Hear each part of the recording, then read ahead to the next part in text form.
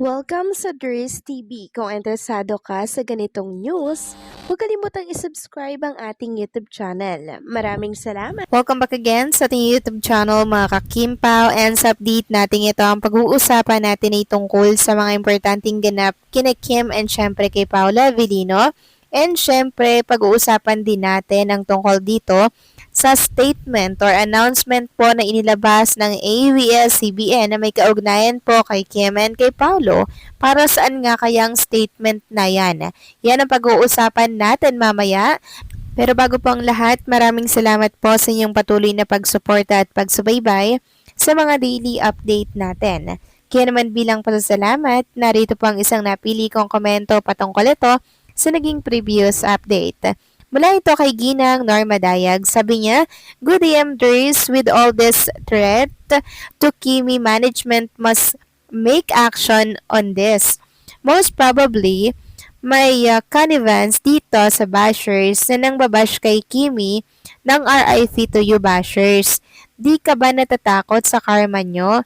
God, di niya pababayaan si Kimi kasi marami kaming nagdarasal para sa kaligtasan niya, kaya baka kayo pa yung unang mawala sa mundo. Don't worry Kimi, we always pray for your guidance and protection in all your ganap. God bless KP and all seniors who pray always for the safetyness of Kimi. God be with you always, Kimi, and the Holy Spirit may guide and keep you safe at all times." Maraming salamat po sa inyong komento. Ginang Norma Dayag, yes, tama po kayo dyan. Sana aksyonan po ito ng management ni Trinita Princess, 'di ba? Kasi si Kim Chiu po yung talagang ang laki po ng ambag, ang laki po ng naitutulong sa network nila, 'di ba?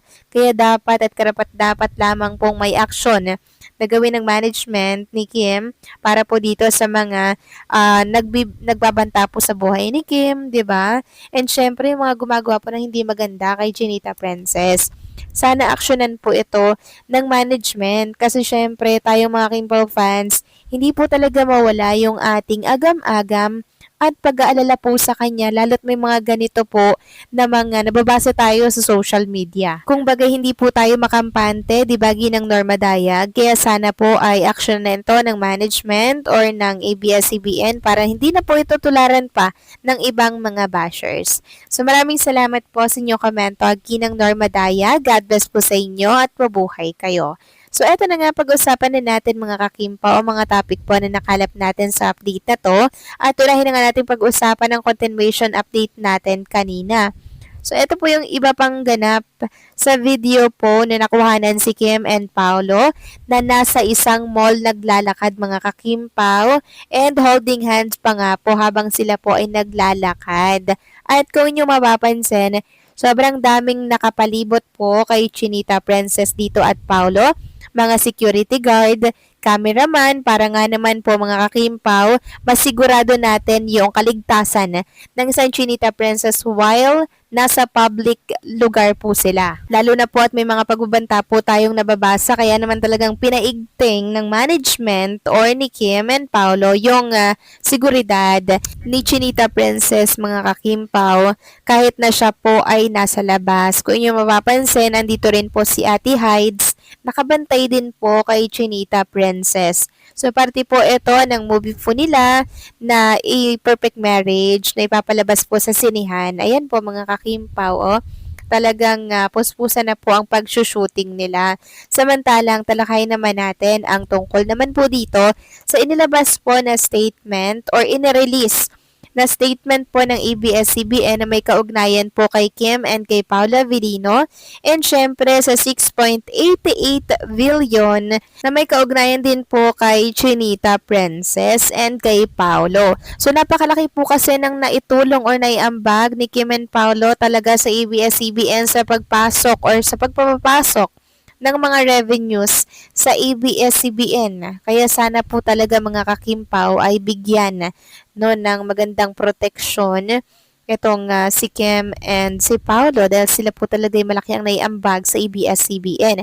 Sabi nga dito sa inarelease na statement po ng ABS-CBN mga kakimpaw, ABS-CBN report 6.88 billion in first half consolidated revenues. ABS-CBN Corporation Content Production and Distribution Business generated 5.76 billion in revenue for the first half of 2026, 10% lower than the same period last year, setting aside political advertising and one-off items in both years. The segment's recurring net loss showed a 1% improvement, and its recurring EBITDA was 2% higher than the same period last year.